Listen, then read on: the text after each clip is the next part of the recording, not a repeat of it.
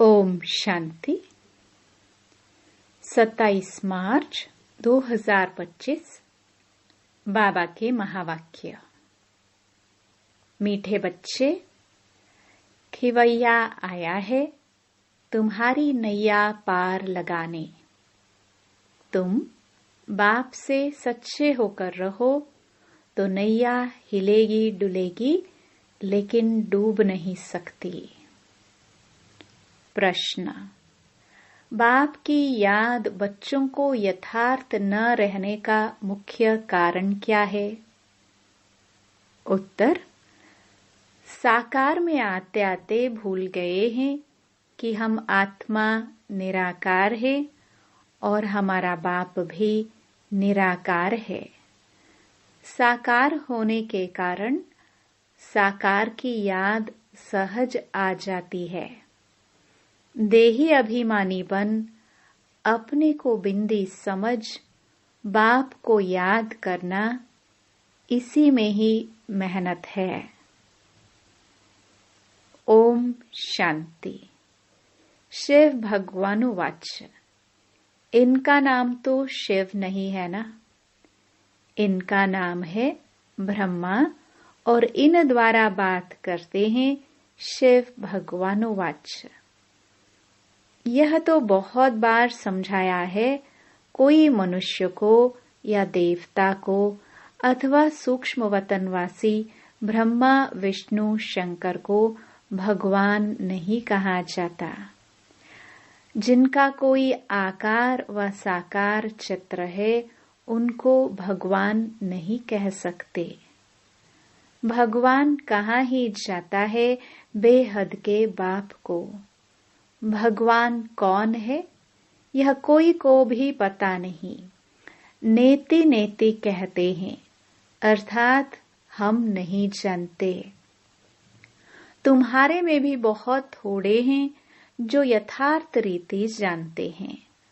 आत्मा कहती है, हे भगवान। अब आत्मा तो है बिंदी, तो बाप भी बिंदी ही होगा। अब बाप बच्चों को बैठ समझाते हैं। बाप के पास कई ऐसे बच्चे हैं जो यह भी नहीं समझते कि हम आत्मा कैसे बिंदी है। कोई तो अच्छी रीति समझते हैं, बाप को याद करते हैं। बेहद का बाप है सच्चा हीरा। हीरे को बहुत अच्छी डिब्बी में डाला जाता है। कोई के पास अच्छे हीरे होते हैं तो किसको दिखलाना हो तो सोने चांदी की डिब्बी में डाल फिर दिखाते हैं। हीरे को जौहरी ही जाने और कोई जान ना सके। झूठा हीरा दिखाए तो भी किसको पता ना पड़े। ऐसे बहुत ठग जाते हैं। तो अब सच्चा बाप आया है, परंतु झूठे भी ऐसे ऐसे हैं जो मनुष्यों को कुछ भी पता नहीं पड़ता। गाया भी जाता है, सच की नाव हिले डुले पर डूबे नहीं। झूठ की नाव हिलती नहीं है। इनको कितना हिलाने की करते हैं। जो यहाँ इस नाव में बैठे हुए हैं वह भी हिलाने की कोशिश करते हैं। ट्रेटर गाए जाते हैं ना। अब तुम बच्चे जानते हो खिवैया बाप आया हुआ है, बागवान भी है। बाप ने समझाया है यह है कांटों का जंगल। सभी पतित है ना, कितना झूठ है। सच्चे बाप को विरला कोई जानता है। यहाँ वाले भी कई पूरा नहीं जानते, पूरी पहचान नहीं, क्योंकि गुप्त है ना। भगवान को याद तो सब करते हैं, यह भी जानते हैं कि वह निराकार है, परम धाम में रहते हैं। हम भी निराकार आत्मा हैं, यह नहीं जानते। साकार में बैठे बैठे वह भूल गए हैं। साकार में रहते रहते साकार ही याद आ जाता है। तुम बच्चे अभी देही अभिमानी बनते हो। भगवान को कहा जाता है परम पिता परमात्मा। यह समझना तो बिल्कुल सहज है। परम पिता अर्थात परे से परे रहने वाला परम आत्मा। तुमको कहा जाता है आत्मा। तुमको परम नहीं कहेंगे। तुम तो पुनर्जन्म लेते हो ना। यह बातें कोई भी नहीं जानते। भगवान को भी सर्वव्यापी कह देते हैं। भक्त भगवान को ढूंढते हैं। पहाड़ों पर, तीर्थों पर, नदियों पर भी जाते हैं। समझते हैं नदी पतित पावनी है, उसमें स्नान कर हम पावन बन जाएंगे। भक्ति मार्ग में यह भी किसको पता नहीं पड़ता कि हमको चाहिए क्या। सिर्फ कह देते हैं मुक्ति चाहिए, मोक्ष चाहिए, क्योंकि यहाँ दुखी होने के कारण तंग हैं। सतयुग में कोई मोक्ष व मुक्ति थोड़ी मांगते हैं। वहाँ भगवान को कोई बुलाते नहीं। यहाँ दुखी होने के कारण बुलाते हैं। भक्ति से कोई का दुख हर नहीं सकते। भल कोई सारा दिन राम राम बैठ जपे तो भी दुख हर नहीं सकते। यह है ही रावण राज्य। दुख तो गले से जैसे बांधा हुआ है। गाते भी हैं दुख में सिमरन सब करे, सुख में करे न कोई। इसका मतलब जरूर सुख था, अब दुख है। सुख था सतयुग में, दुख है अभी कलयुग में। इसलिए इसको कांटों का जंगल कहा जाता है। पहला नंबर है देह अभिमान का कांटा, फिर है काम का कांटा। अभी बाप समझाते हैं, तुम इन आंखों से जो कुछ देखते हो वह विनाश होने का है। अब तुमको चलना है शांति धाम। अपने घर को और राजधानी को याद करो। घर की याद के साथ साथ बाप की याद भी जरूरी है, क्योंकि घर कोई पतित पावन नहीं है। तुम पतित पावन बाप को कहते हो, तो बाप को ही याद करना पड़े। वह कहते हैं मामेकम याद करो। मुझे ही बुलाते हो ना बाबा, आकर पावन बनाओ। ज्ञान का सागर है तो जरूर मुख से आकर समझाना पड़े। प्रेरणा तो नहीं करेंगे। एक तरफ शिव जयंती भी मनाते हैं, दूसरे तरफ फिर कहते नाम रूप से न्यारा है। नाम रूप से न्यारी चीज तो कोई होती नहीं। फिर कह देते ठिक्कर भीतर सब में है। अनेक मत है ना। बाप समझाते हैं, तुमको 5 विकारों रूपी रावण ने तुच्छ बुद्धि बना दिया है। इसलिए देवताओं के आगे जाकर नमस्ते करते हैं। कोई तो नास्तिक होते हैं, किसको भी मानते नहीं। यहाँ तो बाप के पास आते ही हैं ब्राह्मण, जिनको 5000 वर्ष पहले भी समझाया था। लिखा हुआ भी है, परमपिता परमात्मा ब्रह्मा द्वारा स्थापना करते हैं तो ब्रह्मा की संतान ठहरे। प्रजापिता ब्रह्मा तो मशहूर है, जरूर ब्राह्मण ब्राह्मणी भी होंगे।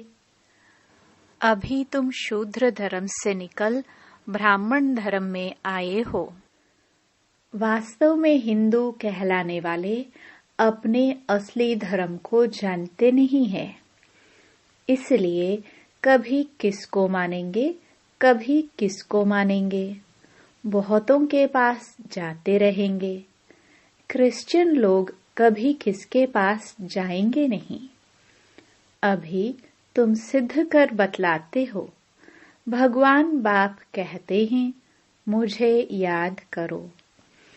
एक दिन अखबारों में भी पढ़ेगा कि भगवान कहते हैं, मुझे याद करने से ही तुम पतित से पावन बन जाएंगे। जब विनाश नजदीक होगा तब अखबारों द्वारा भी यह आवाज कानों पर पड़ेगा। अखबार में तो कहां-कहां से समाचार आते हैं ना, अभी भी डाल सकते हो। भगवानुवाच, परमपिता परमात्मा शिव कहते हैं, मैं हूँ पतित पावन, मुझे याद करो तो तुम पावन बन जाएंगे। इस पतित दुनिया का विनाश सामने खड़ा है। विनाश जरूर होना है, यह भी सबको निश्चय हो जाएगा। रिहर्सल भी होती रहेगी। तुम बच्चे जानते हो, जब तक राजधानी स्थापन नहीं हुई है तब तक विनाश नहीं होगा। अर्थक्वेक आदि भी होनी है ना। एक तरफ बॉम्ब्स फटेंगे, दूसरी तरफ नेचुरल कैलामिटीज भी आएंगी। अन्न आदि नहीं मिलेगा, स्टीमर नहीं आएंगे, फैमिन पड़ जाएगा, भूख मरते मरते खत्म हो जाएंगे। भूख हड़ताल जो करते हैं वह फिर कुछ न कुछ जल व माखी, शहद आदि लेते रहते हैं। वजन में हल्के होते जाते हैं। यह तो बैठे बैठे अचानक अर्थक्वेक होगी, मर जाएंगे। विनाश तो जरूर होना है। साधु संत आदि ऐसे नहीं कहेंगे कि विनाश होना है, इसलिए राम राम कहो। मनुष्य तो भगवान को ही नहीं जानते हैं। भगवान तो खुद ही अपने को जाने और न जाने कोई। उनका टाइम है आने का, जो फिर इस बूढ़े तन में आकर सारे सृष्टि के आदि मध्य अंत का नॉलेज सुनाते हैं। तुम बच्चे जानते हो, अभी वापस जाना है। इसमें तो खुशी होना चाहिए। हम शांति धाम जाते हैं। मनुष्य शांति ही चाहते हैं, परंतु शांति कौन देवे? कहते हैं ना, शांति देवा।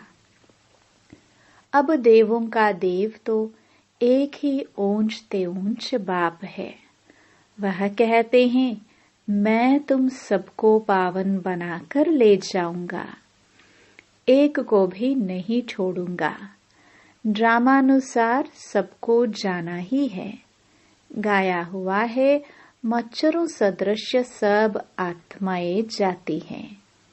यह भी जानते हैं, सतयुग में बहुत थोड़े मनुष्य होते हैं।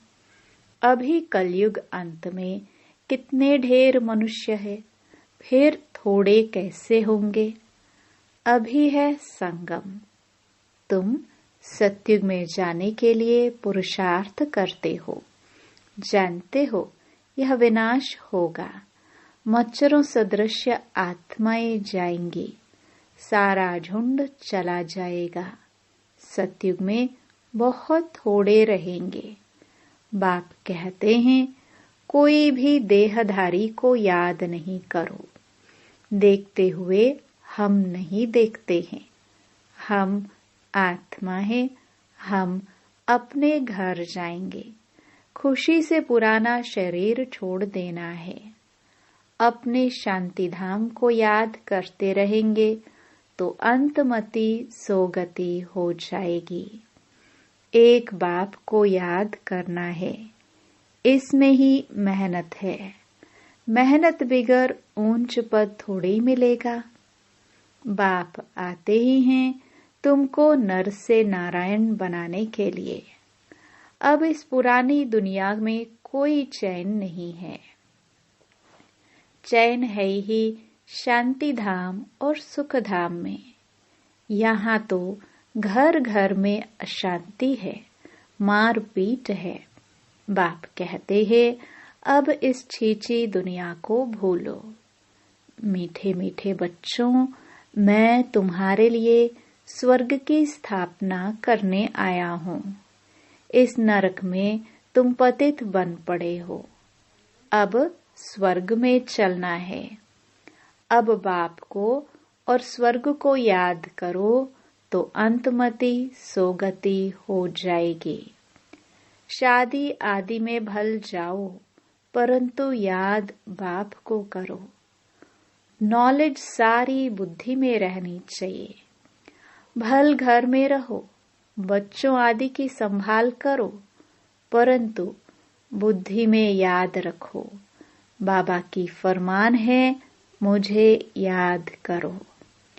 घर छोड़ना नहीं है, नहीं तो बच्चों की संभाल कौन करेगा।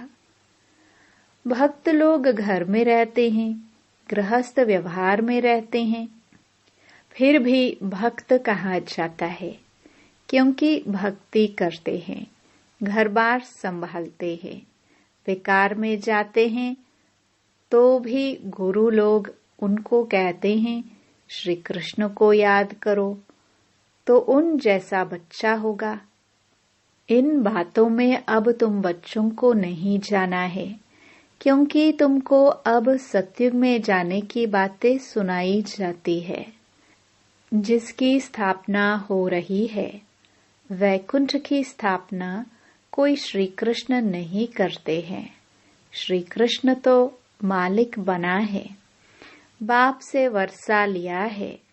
संगम के समय ही गीता का भगवान आते हैं।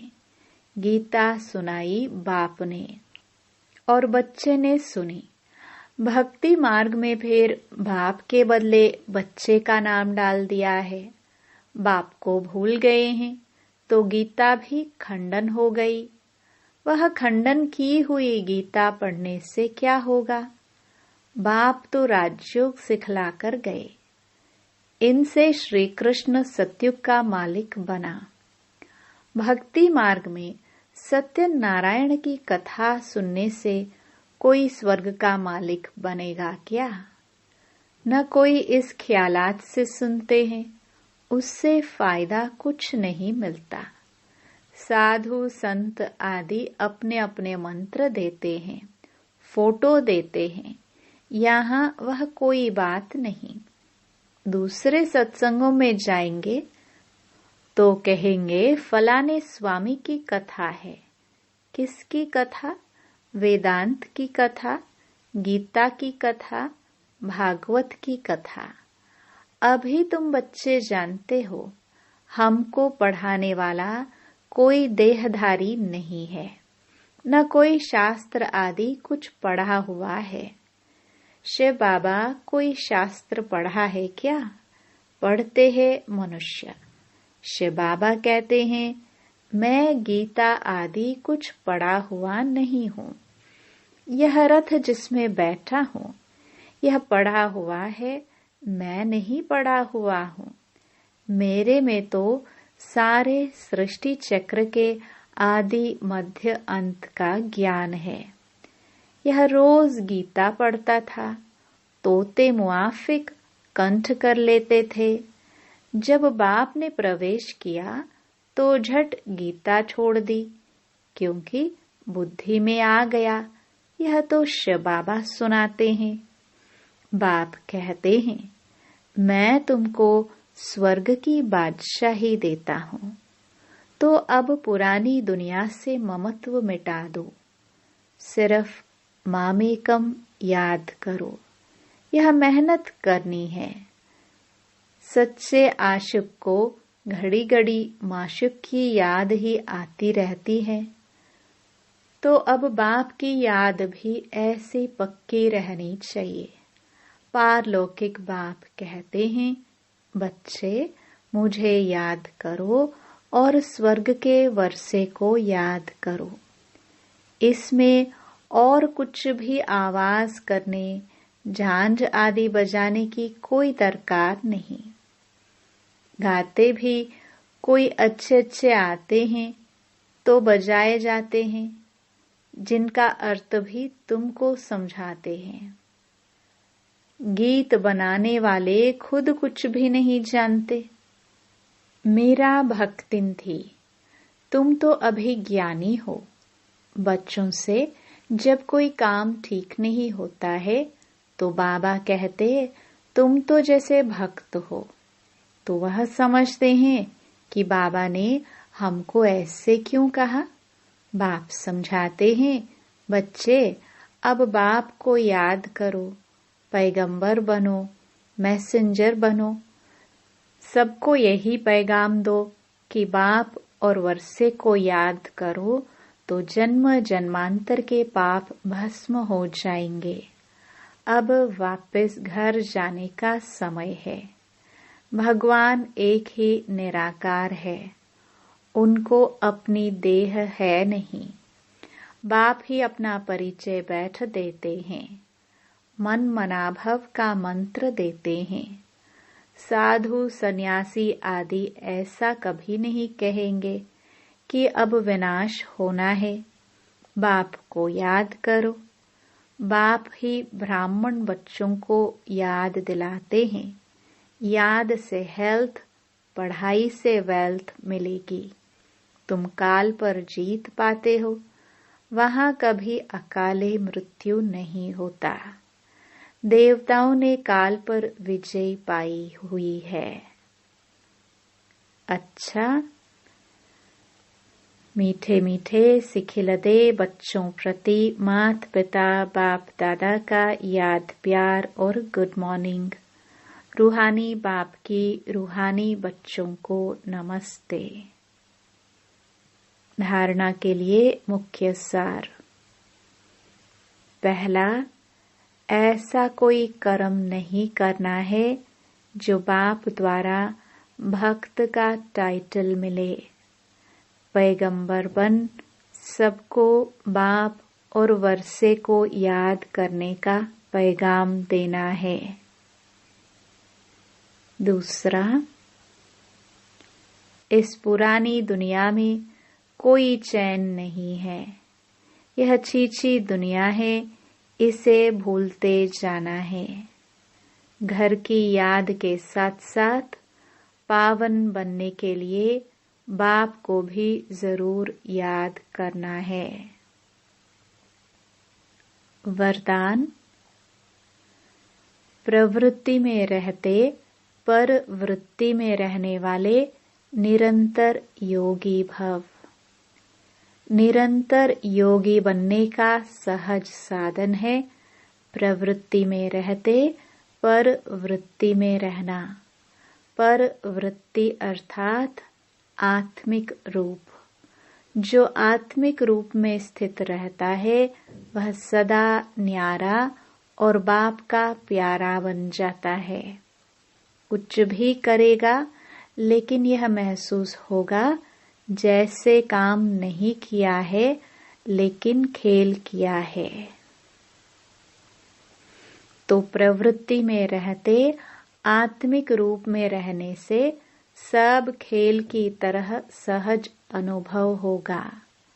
बंधन नहीं लगेगा। सिर्फ स्नेह और सहयोग के साथ शक्ति की एडिशन करो तो हाई जंप लगा लेंगे। स्लोगन। बुद्धि की महीनता अथवा आत्मा का हल्कापन ही ब्राह्मण जीवन की पर्सनालिटी है। अव्यक्त इशारे। सत्यता और सभ्यता रूपी कल्चर को अपनाओ। हिम्मते शक्तियां मदद दे सर्वशक्तिमान। शेरनियां कभी किससे डरती नहीं, निर्भय होती है। यह भी भय नहीं कि नामालूम क्या होगा। सत्यता के शक्ति स्वरूप होकर नशे से बोलो, नशे से देखो। हम ऑलमाइटी गवर्नमेंट के अनुचर हैं। इसी स्मृति से अयथार्थ को यथार्थ में लाना है। सत्य को प्रसिद्ध करना है, न कि छिपाना है। लेकिन सत्यता के साथ बोल में मधुरता और सभ्यता आवश्यक है। ओम शांति।